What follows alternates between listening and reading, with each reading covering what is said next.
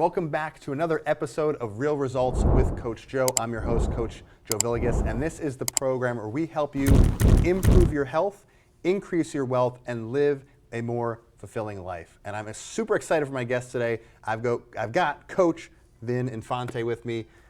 Coach Vin is a dear friend, and he's also quite the accomplished coach, I must say. You've been featured in Forbes, New York Weekly, and Entrepreneur Magazine. You're a psychotherapist and mental performance coach.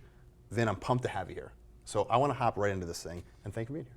Thanks for having me, man. It's been great to be invited and to know you for so long. I know. It's been a while. It's been a while. So I want to get right into it because I know we talked about some of the stuff we want to cover today, and I think it's going to be really important for the viewers to check out, and it's really going to help them a lot. But what I first want to do is kind of give them some background on who you are and how you got here. So why don't you give us the rundown of like where you started and how you got to where you are today? I'll give the abridged version because this isn't a keynote speech. Yeah. So the biggest thing is for me, I had always been playing the victim. Yeah. When I was a kid, I got bullied a lot. I had a lot of issues internally. I was diagnosed with depression, anxiety, panic disorder. I had struggled with suicidal thoughts, some self-harm tendencies. And so there was a lot of internal issues and a lot of pain. And so I never really figured out how to deal with that very well. And that was one of my biggest issues. And when you're living in victimhood for so long, that's where a lot of the hopelessness and that idea of like, maybe it'd be better if everything was over. Yeah. And so I lived like that probably my whole life up until I was about 23 years old. Wow. And there was a really defining moment, which we'll kind of leave out, but there's this one defining moment that changed the trajectory of my life forever, where I finally made a decision that I was no longer going to tolerate or accept the life that I had been living, because it sucked. Yeah. And that's one of the biggest things, is that a lot of people can't get to these raw levels of honesty within themselves. And that was the thing I struggled with until I had this moment in the mirror where I just had a conversation with myself, and I said, this is the life you're living. Do you want to live this life, yes or no? The answer is a very obvious no, because it sucked. Yeah. And then I said, cool, what's the life you'd like to live? How do you want to be portrayed? What do you want to achieve? Right. And I started just shooting out everything I could dream of. And then it was that one realization, right, that a decision can change your life forever. 100%. And that change doesn't actually take time. Change is an instantaneous moment. It's the process that gets there that takes a while, right? So in that moment, I finally decided, I don't want my life to be the same ever again. And from this moment on, this conversation with myself, my life would be forever different. And in that moment, I didn't know what I was doing as like a 23-year-old kid, right? Yeah, for sure. But as I reflect back on a lot of the things I learned, I realized there was these aspects of life that I had to get into, which were 5 aspects of self-mastery, which we'll talk about today. Internal leadership, radical self-acceptance, extreme ownership. But the main 2 that I think are most important, which we'll really dive into, is the 5 aspects of self-mastery and, of course, internal leadership. Yeah, absolutely. And what I love about like your story is, one, it's so real and so raw. And I think that is why you're so effective when you go to coach people, because like you've been there and you've been probably beyond where a lot of people have been or perceived to have been. So you can reach them, you can relate to them, and you can pull them out of it and get them beyond where they are today. So I think what we're going to cover is going to be super important for folks to hear, and so could be more excited about it. So now you're obviously doing all this coaching and stuff, the one-to-one thing. You're building like a crazy network, crazy business, an empire, if you will, in terms of your coaching. And we've got some nuggets we want to share today. So you mentioned the 5 pillars of self-mastery. Let's first talk about, like, define for the viewers, like, what is self-mastery? Well, self-mastery is almost self-explanatory. There you go. There you go. It is mastery over the self. Interestingly enough, I believe this. I don't know if this is fact. This is just my personal belief. Yes. I've studied Stoics a lot. I believe the Stoics were the first practitioners of self-mastery, because they're all about focus on the internal.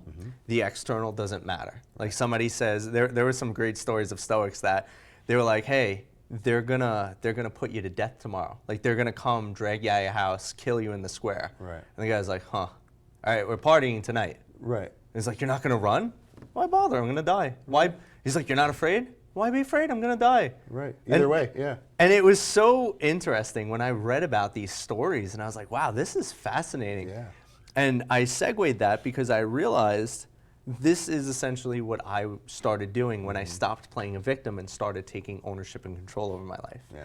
the self-mastery, as we go into it, the 5 pillars that I've come to find are really these, and you can only control these 5. Sure. Everything outside of that, don't even worry about. Yep. That is just no concern to you. Yes. And so we put the emphasis on your language, your thoughts, your emotions, your behaviors, and your actions. Love it. Outside of that, there's nothing else. And so when we look at that, we say, okay, even if you can't control all of these things, right? Like, extreme example, you're chained up in a basement. Right. Okay? Casual Friday night. Yeah, right. We don't talk about Saturday or Friday. All right. But what you can still do is you can still focus internal. Yes. So you've lost control of your behaviors and your actions for the most part, but now you have the opportunity to use language, emotions, and thoughts. Right. And there's really cool stories. One that I love sharing in particular, Please. so people do get interested, is, have you ever heard of Viktor Frankl? Yes. Okay. Have you ever read his book, Man's Search for Meaning? Yeah. Do you know his backstory? I don't know the whole backstory now. So the very interesting backstory about Viktor Frankl, for anyone who doesn't know, or even for parts you might not have known, or you already did know. Well, we'll see. We'll see. But Viktor Frankl was a Jew. Right. He was a psychologist, and he was both of those things during Nazi World War Germany, II, yeah. right? World War II. And so they put him in this Nazi internment camp. And while he's in this internment camp, he reported that he had felt more freedom and more peace than the guards that even patrolled the camp. And in fact, his magnetism about the way he carried himself extended so much that guards would even talk to him and be like, how are you so peaceful? Right. How are you so calm? Right. How are you so happy? Right. Like, you're watching your friends and families die. Right. You're burying your friends and families after watching them die. Right, right. And you're just like, right? Yeah. And it's crazy because he talks about how he would focus on what he could, and he would focus on his mindset, and he would focus on his emotions, and those would then expand. Yes. And it was almost as if he created this invisible bubble around him that expanded as he would be influencing even other people, and the guards even. Right. And so I always start with that story when talking to new clients or someone who doesn't really understand what it means to be in control, because so many people feel that their life is out of control. Yes. And even more funny, they feel that their life is out of control with current circumstances. Right. The man was in a Nazi internment camp, Right. watching people die all around him. Right. And maybe your boss is a jerk and you Right. hate your job, and We you're have like, first my world life problems. is terrible. Yeah, right. yeah. And so I bring it back because the reason is not to diminish people's problems. Sure. I think it's extremely important for everyone to acknowledge their problems, whether you're a multimillionaire, you make $100,000 or $50,000, whatever. Your problems are your problems, and that's fine. And you need to acknowledge them so you could start solving them and fixing them. Right. However, it is to say that Viktor Frankl's story is an indicator that it is not impossible to find a level of control in any situation. Right. It truly just comes down to your abilities as a person. Right, and your ability to look for the beauty in the situation, right? I remember hearing a story about him being in that internment camp, and he was fed, it was like a bucket of gross water with like a fish head in it.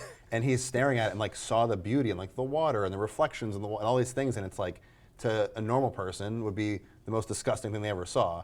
And this guy's, not only is he eating it, he's like enjoying himself. Like, Yes. like the amount of control of your mind to be able to do that is absurd, and then sustain it for the time that he was in that camp is just unbelievable. Right. And I think that's such a great like frame of reference to give people. They say, hey, like, yes, your problems are your problems, and they're relative, right, to your situation. At the same time, there's a very extreme example over here of like what's possible, right? That kind of, I'm sure gives people some hope in terms of what they have ahead of them, right? Of course, and there's also a very interesting example of, you think you have gratitude, but do you truly have gratitude, right? Because someone who's truly grateful, who will not hold on to crazy expectations, and honestly, crazy expectations can be mostly anything, Right. Because any expectation comes from within, and those expectations, the further the distance between your expectation and reality, the more pain you're going to feel, right? And so if you go over someone's house and they're like, hey, listen, you know, the only thing I have for you to sleep on is a bed, and it's under a pipe, and the pipe leaks, and the bed's going to be wet, and you'll be wet, and you'll be cold in the morning, and instead of being like, I'm not going to do that, I'll sleep in my car, I say, hey, that's great. I love cold beds. Right. In fact, I know that the human body is well rested in the cold. So I'm actually looking forward to that cold, leaky bed. That's the best case scenario. Right. In fact, you know what? Staying in a bed in your house seems more delightful than staying in my car anyway. There you go. And you could do that, Right. but we choose not to because we're like, get out of here. You give me a bed under a leaky pipe. I don't want to go in a bed under a leaky pipe. What do you got to eat? I got a little moldy bread. Unfortunately, that's all I could muster. It's like, Right. oh, okay, well, I love moldy bread. I'll just eat around the mold. In fact, maybe the mold will give me character. I'll eat the Right. mold too, right? Put hair on your chest. Yeah, Why not? But we don't do that. We just deem it as like, that's unacceptable. And so what we're doing by saying, well, that's unacceptable is we're creating our expectation without saying it. When you're talking about the fish head in the bucket with Viktor Frankl, instead of saying, well, this is unacceptable, he's just, there's a bucket. What's in the bucket? There's water. What's in the water? There's reflection. There's nature. There's sky. There's scenery. There's beauty in that. And it's that shift of navigating because there's no expectation. I will look at whatever gives me the most joy. And that is also part of living a life of alignment. Right. When you do things that give you joy and you live aligned, life flows so effortlessly. Yes, so it's rolling with the bends in the river, not trying to like just break through them. For Correct. Sure. So we've got our 5 pillars of mastery, which again, pop quiz. Let's tell the viewers again what the 5 pillars are so we don't forget. Sure. Language, emotions, thoughts, emotions, actions, and behaviors. Awesome. And so you and I had spoke about prior to today is handling the topic of certainty and uncertainty. And I think this is so important because we get, I think, a lot really rattled by uncertainty or variety, whatever you want to call it in our lives. And a lot of folks tend to cling to certainty. So your point about expectations, when it's not going the way you want it to go, you don't have that control, so to speak, which you never did in the first place. But we get upset if it's not what we thought it would be. How can people deal with that effectively? And I know that you've got like a system and a framework for this, and I want to hop into it so folks can maximize their output with this thing. So let's just hop right into it. Yeah, well, one of the biggest things that people struggle with that takes away, and I call this giving away your power. What takes away people's power is no ability to own what it is that they're currently facing. So I'll give you a fun little story from my life. Yeah, I went to the gym one day. I was like, I'll be in there maybe 30 minutes. It'll be a quick workout. Yep. But right next to my gym, there's a meter. I was like, I don't really feel like paying $2 for the meter, right? Like it's 30 minutes. I'll be in, I'll be out, whatever. Right. Who's going to come by and Run a ticket in 30 minutes? Right. I mean, it's so quick. What could possibly happen? And I parked under the window. My gym's it has a second floor. Okay. And so I was like, I'll just peek back and forth amongst the window. And it's funny because one moment I'm working out and then I peek and then the freaking cop is there writing the ticket. Right. And I mean, it's too late, right? Yeah. You know how it is. You're in Once too they deep. start writing the ticket, you're done. Yeah. And I was like, this jerk, this bop, that, and right. Meanwhile, what was I doing? I was avoiding taking responsibility. I was avoiding ownership. I was avoiding even a level of certainty, right? And so what that moment was, is we could find beauty in that moment because what that moment actually was an opportunity for me to become a more responsible person. 100%. That was also a moment to challenge myself to just do the right thing, not cut corners. Like there was so much I pulled out of that moment, right? Not even get mad at the guard. Why am I mad at the guard? I'm the jerk. I said I'm going to break the law. I'm going to break the rules, whether I think the rules are stupid or not, which I do. Right. But It's irrelevant. it's irrelevant because I'm still getting the ticket. So I saved $2 and I spent $60, which means I actually saved $58. Or, sorry, no, I spent $58. I saved $2. Yeah, right. And so it's one of those things where we don't do that enough. We don't say, what can I own in this moment? What can I learn from this? How can I become a better person? Instead, it's the guard's a jerk. Yeah. I was only in there for a half hour. Like, who is this guy? Why did he come by right now? And then, how about this? Even better. We blame it on, that's just my luck. Yeah. You created that, man. Come on. Right. You put yourself up to that, for sure. So one of the actionable steps that I'm getting here is look for where can you own this situation? Get to a level of honesty about whatever you're encountering. You're having a fight with your boyfriend or girlfriend. Why do you think you're having that fight? Right. What are they saying to you? What are they not saying to you? Right. If you find a level of ownership, that actually creates immediate certainty. Because that level of ownership says, there's something that I actually could do differently, which means I now have the opportunity to get a different and better result should I choose to next time. And you put the power back in your hands. Right back in your hands. And as soon as you get the power back, the emotional intensity drops. That's awesome. Always. And so I think that's a great first step. And I know we've got a lot more to talk about. We're going to take a quick break from our sponsors. When we come back, Coach Vin's going to hook us up with the next little bit. So we'll be right back.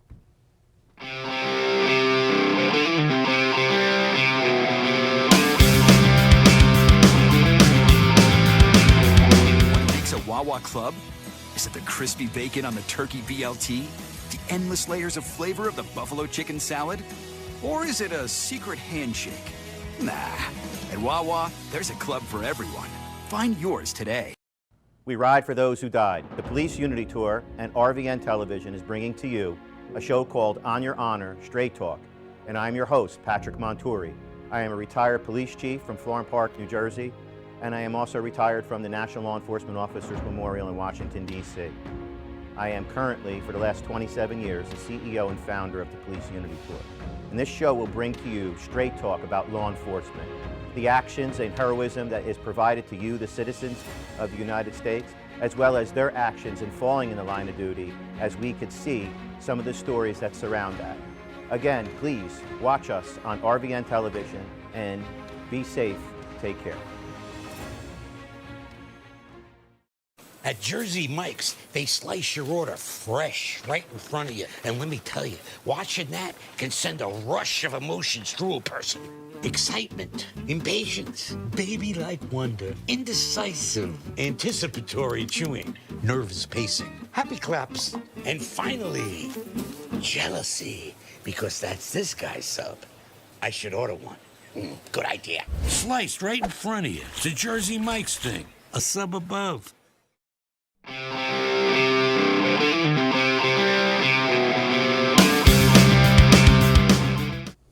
Hey everybody, welcome back to Real Results. With me today, I've got Coach Vin Infante, and we were just getting to the juicy stuff, Coach Vin. So we got through basically how folks can begin to get out of this sort of victim mentality, bring the power back into themselves by taking responsibility, even if it's a situation they don't think they're responsible for, by taking that step back and saying, hey, what could I do differently here? How is I maybe responsible for this outcome, etc.? You now take the control back so you can do something differently next time. Right. So from here, where do folks go? What do we do next? So one of the biggest things that I've known, and I've been in mental health for over a decade now, coming up on, I think, 14 years or something. Yep. And one of the biggest things that I've always seen and known as I learned about cognitive behavioral therapy and just how people function in general is that we have these little systems, right? Yep. Things will form in a line, so to speak. And everything starts with an identity. Because your identity will form your habits. Your identity will form your behaviors, which then lead to your habits, which then lead to the results you have in life, which then lead to the life you're living, period. Right. So we see this whole string of events. So if you want your life to start changing, you got to go back to the source and get straight to what is the identity you want to hold for yourself. And that's what I talk about when I'm discussing internal leadership. Gotcha. Internal leadership is about understanding that leadership is not about a role, a title, a position. It's about who are you, how do you show up, how are you committed to showing up, what's the presence you hold, and then what would someone do in each of those situations. So if you just said, I want to be confident, right? Cool. What would a confident person do? What would they say? How would they act? How would they carry themselves? Who would they converse with? What would it look like? Right. There's so many things you could get very granular on, and then you could build your identity by saying, okay, confidence is one part of the identity. Now I want to be happy. I want to be loving. I want to be exciting. I want to be inspiring. I want to be a leader. I want to be this. I want to be that. And then you do that for everything. So by the time, if I were to sit here with a client, let's just say, and I were to write all this stuff out on a piece of paper, we could sit there for like 3 hours. And just go through what does a leader look like. Okay, cool. And then you could get even more granular and say you want to be a leader. Well, do you want to be a leader in all aspects of your life? Sure. Maybe, yeah. Well, what are the titles you hold? Well, I'm a father, I'm a son, I'm a boyfriend, I'm a business owner. Cool. So what would a leader look like in each of those titles now? Right. You see, we could get so granular to the point that you are completely defining who you are, how you show up, and then that will also dictate what you should be doing to get the life you want to be living. Right. So you're basically, in essence, you're setting your own example. You're setting your own standard by going through this. Now, I would venture to guess this is an exercise not most people are doing. So off the bat, it sounds like a lot. It sounds like, hey, I'm going to sit here and just write this out, and then what, right? Where can people start in a way that they can begin to implement this right away? Somebody watching might say, hey, I do want to be more confident, or I want to be funnier or more playful or whatever. Great, write that word down, and then I guess the next piece would be the context in which you want to be that thing. Sure. And what it paints a picture. Now, how do we begin to sort of integrate this into our life? One of the really interesting things is there's a technique in cognitive behavioral therapy called modeling. Okay. And modeling is a very, very simple technique. It's basically find someone who's doing the thing that you want or somebody who's getting the result you want, and then just study them. Yeah. So look in your circle. If you say, I want to be more confident, great. Who's the most confident person you know in the circle? And then ask to spend time with them and watch what they do. Right. Watch how they talk. Even ask, how are you so confident? What do you think about? What do you say? Is there a way you speak? Notice the things that build even the image for you, right? Because I might think confidence looks different than you do. You might say, well, to me, confidence means X. And I might say, well, I think confidence means X. And so now we both have our own different measures, right? So it's really important to get clear on what you believe makes someone confident. Right. Right? So if I were to say, wow, Joe is the most confident person I know. Well, how come Harry's not? I don't know. I just think Joe is. Yeah. So then spend time with Joe. But Harry might be even more confident than Joe. Right. But it doesn't matter because you've identified that Joe is the most confident person you know. Gotcha. So all that really matters is what your interpretation is, right? Yeah. Because we don't see the world as it is. We see it as we are. Right. So seek out ways that shine a light on what it is you want to get in your world and then seek that. So here's a question. Sure. So if somebody goes into modeling, how can they ensure that they're also then being authentic to themselves, right? Like we want to kind of go and model these people and then just become like, 10 different versions of these people we've been watching this whole time. Like how do we begin to, like I said, sort of continue to integrate that and make it our own? Sure. So imposter syndrome is really, really big with a lot of people I've worked with and even still today, right? Because it's this feeling that you're not the thing you're trying to be. Right. A lot of that comes because the person doesn't develop this deeper internal belief. And what that really means is that they didn't actually make a decision that that's who they are. Because what winds up happening is first you have to decide in here. Once you decide in there, the external world starts shifting, right? And so I like to use an example. I know you're pretty big into fitness, as am I. I like to use an example of, let's just say you're 300 pounds. You don't lose the weight and then say, I'm fit. Yep. While you're still 300 pounds, you say, this life is unacceptable. I refuse to no longer be less than I'm capable of. I'm going to reach 150 pounds. That decision in here has now already made it that you are that 150-pound person, which is going to lead back to that chain I was talking about, right? So you've taken the identity. Now we're going to shape the behaviors. Your behaviors will shape your actions form your habits, and then all of a sudden, maybe a year, even a year and a half, who knows? Right. You're a 150-pound person. And so your body catches up to you while the identity was there in the first place. Yeah. So that's how we really start avoiding imposter syndrome. Make the decision that you are that person. And I always said it, and then somebody wrote a book with this title. Oh, no. But I always tell people, I'm not a fan of fake it till you make it. I'm a strong believer in believe it until you become it. Love it. And then somebody wrote a damn book and titled it that. I was like, damn. Well, we gotta figure out some else for your book. So I totally agree with you 100%, and I'm aware of this. Like this is how I would see it too, and I think it's great. What can we tell people though who are watching might say, hey, this sounds good like today or for the next 30 minutes, but how do I stay motivated if I want to be that healthy person, in 2 weeks from now when my alarm goes off at 5:30 in the morning and I'm warm in my bed and I don't want to get up, like how do I continue to just harness that new identity and keep making it happen? Sure. So there are a few things that successful people know that unsuccessful people don't. Educate us, Vin. Successful people understand that you have to have a very compelling reason why. You can't just want to be 150 pounds because you want to be 150 pounds. Right. You need to want to be 150 pounds because you're going to feel confident. Right. You're going to feel more self-love. Right. You're going to feel sexy. You're going to feel happy. You're going to feel more comfortable in your lighter body. Right. You're going to have higher energy levels, more vitality, just living a higher quality life in general. Be there for your loved ones. Be there for your loved ones, like hold your kid, not get tired going up the steps. I could go on, but the reality is if you don't really have that in your mind, there's no point. Right? That's why we see resolutionists will drop off. I think the number was somewhere around the lines of like 97% drop off of crazy. resolutions, Yeah, right? yeah. But they do it because they think they should, not because they have to. Right. And so create an extremely compelling reason that also inspires a strong emotion, right? So I talk a lot about visualization because your brain can't achieve anything it hasn't seen first.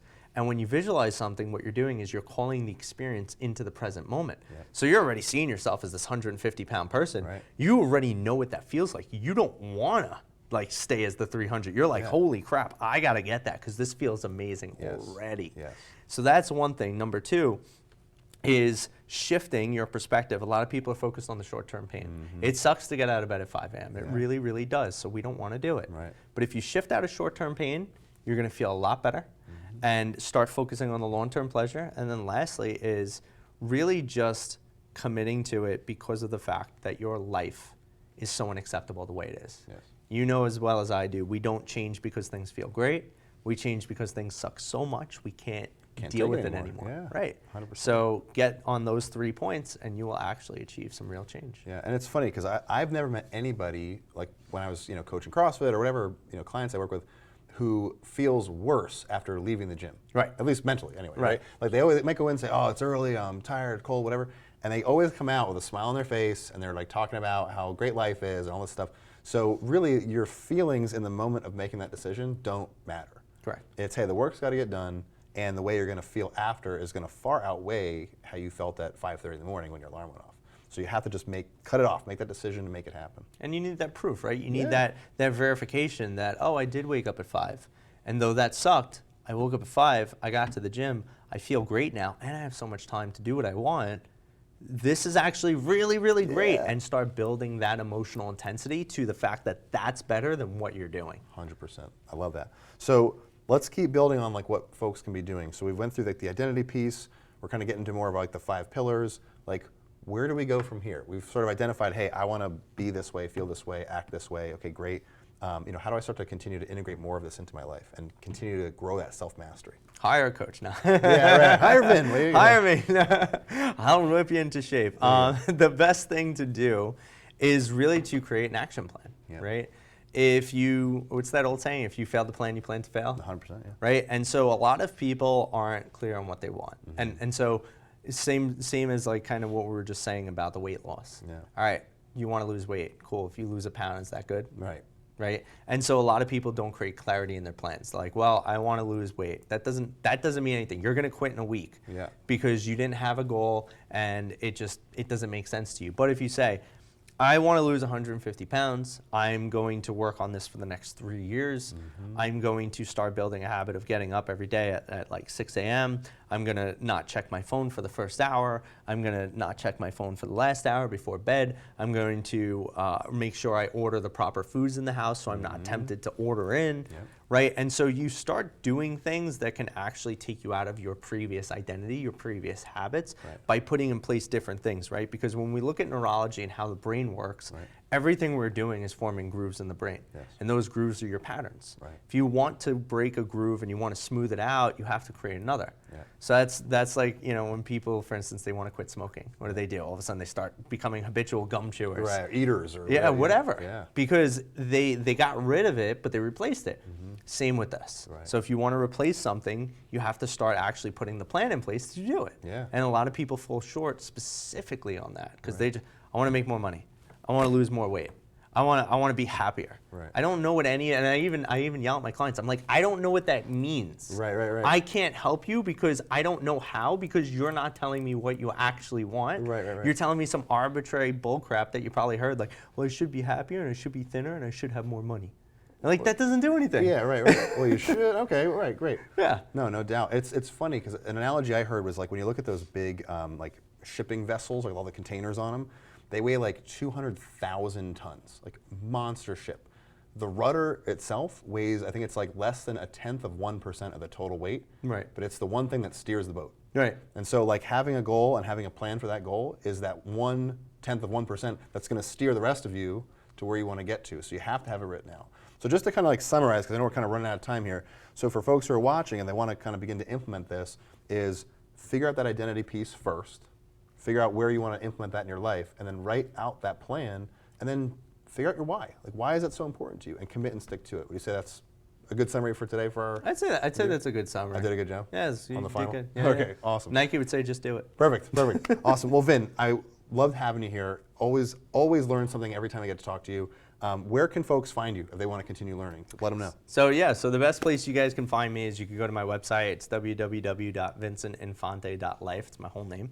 I have a free resource on there, which I recommend everyone get. Download it. Is, download it. It is a mission board. It's better than your typical vision board for 2 reasons. One, I made it.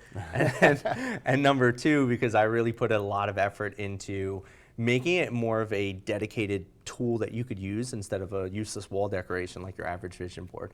And I also recommend checking me out LinkedIn or Instagram, vin.infante on Instagram, or just vininfante on LinkedIn. Instagram is where I post a ton of free content for you to consume, and you can throw me a follow, and I always answer DMs, so if you have any questions, reach out. Fantastic. Awesome. Well, Vin, thank you for being on the show today. It was a pleasure having you. Awesome. Thanks for having me. And hey, for everybody at home, make sure you check out resultsjoe.com for more free downloads, and so you can get a hold of Vince's info and check him out as well. As always, thank you for checking out the show, and we'll see you on the next episode.